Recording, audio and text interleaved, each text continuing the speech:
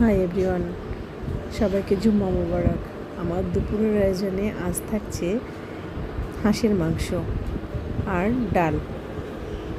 তো চলেন হাঁসের মাংসটা কিভাবে রান্না করলাম সেটা দেখায়। প্রথমে কড়াইয়ে সরিষার তেল দিয়ে নিলাম, এর ভিতরে কিছু গোটা রসুন পেঁয়াজ কুচি দিয়ে একটু ভালোভাবে নেড়ে নিয়ে পেঁয়াজটা যখন একটু কালারটা চেঞ্জ হয়ে আসবে তখন এর ভিতরে পেঁয়াজ আদা রসুন শুকনো মরিচ জিরা একসঙ্গে ব্লেন্ডার করে আমি ঢেলে দেব, দিয়ে মশলাটাকে ভালো করে কষিয়ে নেব। তারপর অ্যাড করব লবণ হলুদ আর কিছু গোটা গরম মশলা দিয়ে আরেকটু ভালোভাবে কষিয়ে নেব। কষাতে কষাতে যখন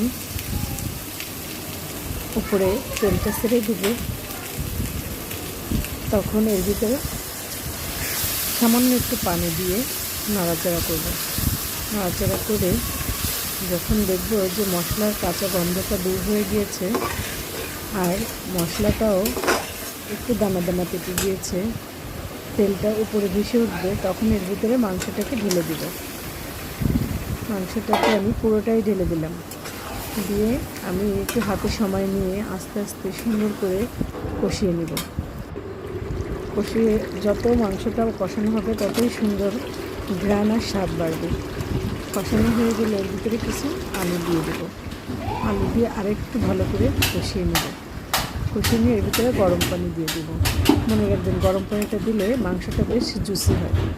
তারপর আমার কাঙ্ক্ষিত ঝোল নিয়ে নামিয়ে নেব।